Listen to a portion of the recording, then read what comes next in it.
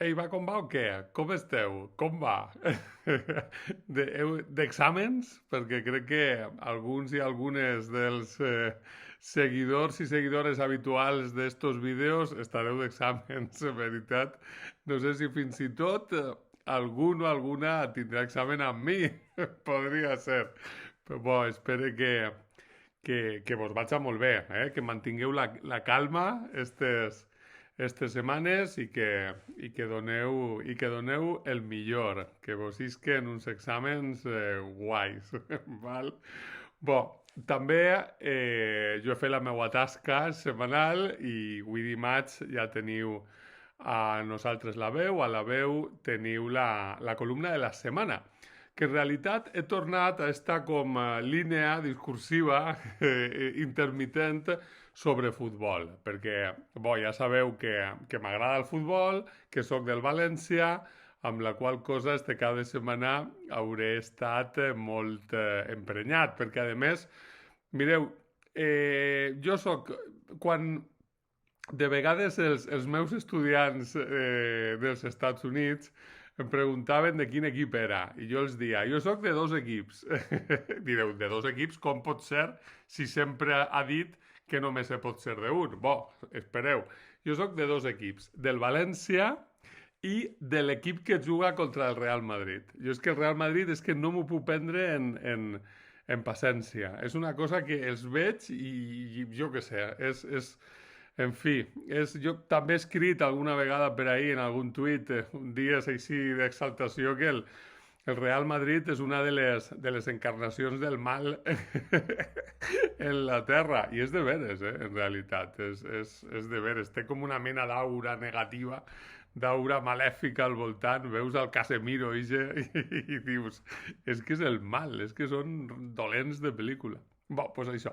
Aleshores, quan juguen el Real Madrid contra el València, és com, en fi, que entre en ebullició. Tracte també de prendre meu amb una mica de paciència, perquè sobretot si el partit és al Bernabéu, saps que el més probable és que hi hagi atracament arbitral, o sigui, això és el més probable. Tens el dubte de si serà un atracament suau, de baixa intensitat, és a dir, diferent criteri a l'hora de xiular faltes i sobretot a l'hora de treure les targetes, perquè ja sabeu que en el Real Madrid sempre hi ha, o sigui, com a mínim un jugador que va repartint llenya per ahir sense que li xiulen ni falta, fa uns anys tenia un animal que es deia Pepe, que aquest tio era, jo què sé, un delinqüent comú.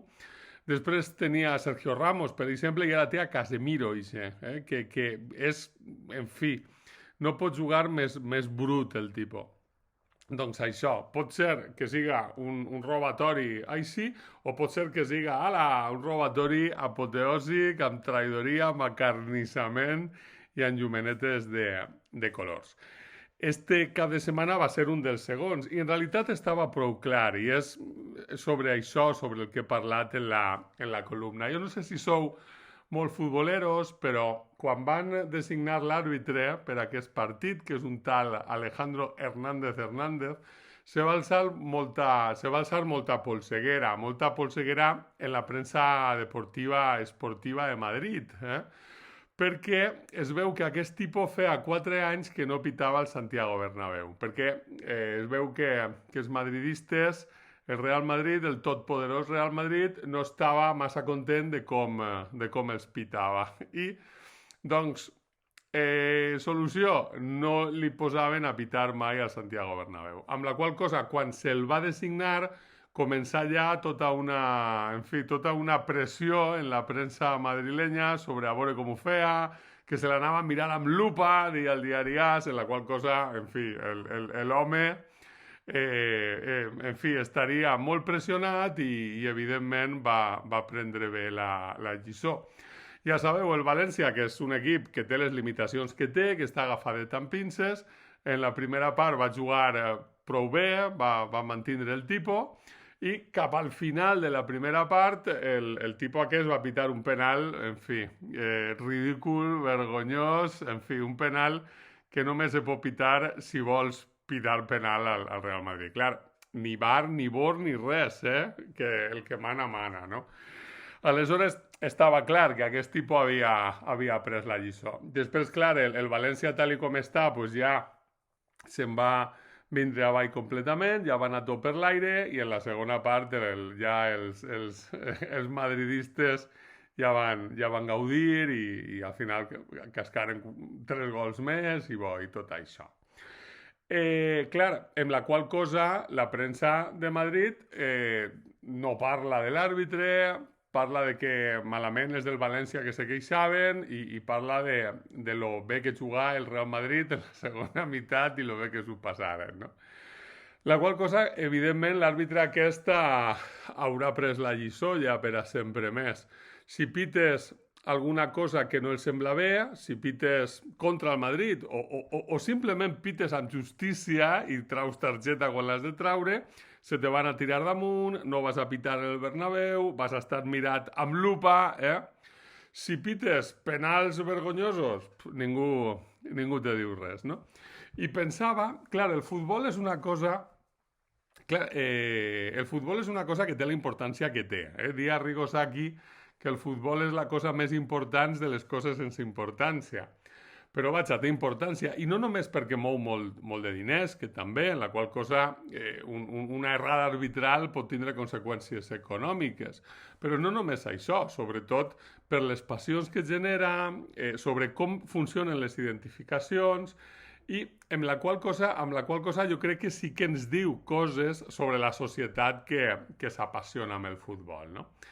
I aquesta història, no?, d'un tipus que està superpressionat per a pitar a favor del poderós en sona, no només passa en el futbol, no? Al final hi ha com dinàmiques, com patrons socials que se reprodueixen en diferents esferes, en diferents espais, no?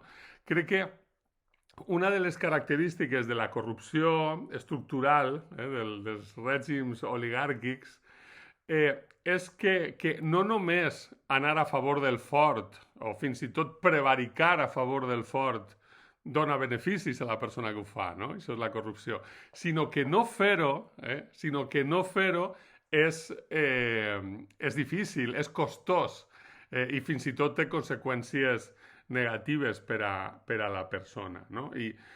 I pensava en això, no? Com n'hi ha com funcionaments transversals, no? I com d'alguna manera, en certa mesura, això que deia al principi de broma, el Real Madrid, en fi, té este karma tan negatiu perquè no deixa de ser com una prolongació i també com una representació simbòlica d'aquesta oligarquia que està per damunt de la llei, per això és real, que està per damunt de la llei. Són això, són com patrons, com lògiques que són transversals a la societat i en aquest sentit, a veure, el futbol té la importància que té, però no només pot ser llegit en termes simbòlics, no només, o en termes desplaçats, no? Sinó també pot ser llegit com a símptoma, perquè al final d'alguna manera la conclusió és que tot va igual. Com va? Va com va, exactament així va, no? Com va. Doncs això era la història que vos volia contar esta setmana. A veure què vos conté la setmana que ve. L'ho dit, que vagin molt bé aquests exàmens, els que em sentiu i em veieu i em llegiu i teniu exàmens estos dies. A per ells. A brillar, com dic sempre. Vinga.